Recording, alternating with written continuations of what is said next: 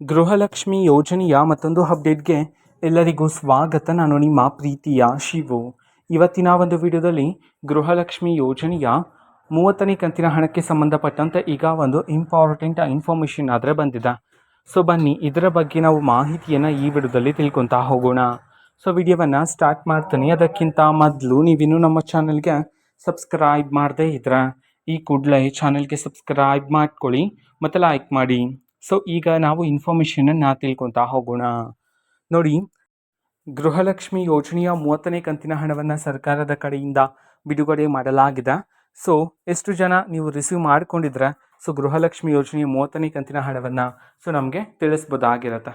ಓಕೆನಾ, ನಿಮಗೆ ಹಣ ಬಂದಿದೆಯಾ ಇಲ್ವಾ ಅಂತ ಹೇಳಿ. ಸೊ ಇದೀಗ ಬಂದಿರತಕ್ಕಂತಹ ಇನ್ಫಾರ್ಮೇಷನ್ ಏನು ಅಂತಂದರೆ, ಸೊ ಎಷ್ಟು ಪರ್ಸೆಂಟ್ ಮಹಿಳೆಯರಾದರೆ ಈಗಾಗಲೇ ಸೊ ಟೋಟಲ್ ಆಗಿ ಕರ್ನಾಟಕದಲ್ಲಿರ್ತಕ್ಕಂತಹ ಎಷ್ಟು ಪರ್ಸೆಂಟ್ ಮಹಿಳೆಯರಾದರೆ ಈಗಾಗಲೇ ರಿಸೀವ್ ಮಾಡಿಕೊಳ್ಳಲಾಗಿದೆ ಗೃಹಲಕ್ಷ್ಮಿ ಯೋಜನೆಯ 30ನೇ ಕಂತಿನ ಹಣವನ್ನು.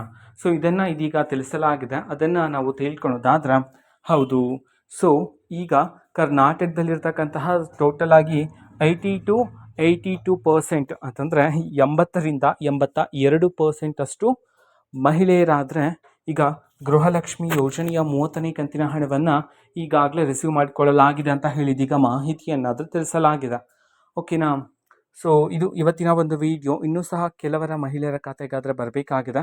ಸೊ ವೆಯ್ಟ್ ಮಾಡ್ತೀರಿ, ಅತಿ ಶೀಘ್ರದಲ್ಲಿನೇ ನಿಮ್ಮ ಖಾತೆಗೂ ಸಹ ಬಿಡುಗಡೆ ಮಾಡಲಾಗುತ್ತೆ.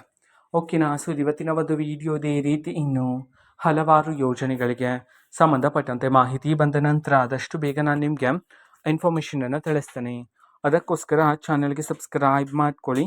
ಮತ್ತೀಗ ನಾವು ಫೇಸ್ಬುಕ್ಕಲ್ಲೂ ಸಹ ಇದೀಗ ವಿಡಿಯೋಸ್ಗಳನ್ನು ಅಪ್ಲೋಡ್ ಮಾಡ್ತಿದ್ದೀವಿ. ಫೇಸ್ಬುಕ್ ಚಾನಲ್ ಲಿಂಕನ್ನು ಡಿಸ್ಕ್ರಿಪ್ಷನ್ ಬಾಕ್ಸಲ್ಲಿ ಕೊಟ್ಟಿರ್ತೀನಿ, ಕ್ಲಿಕ್ ಮಾಡಿಬಿಟ್ಟು ಫಾಲೋ ಮಾಡಿ.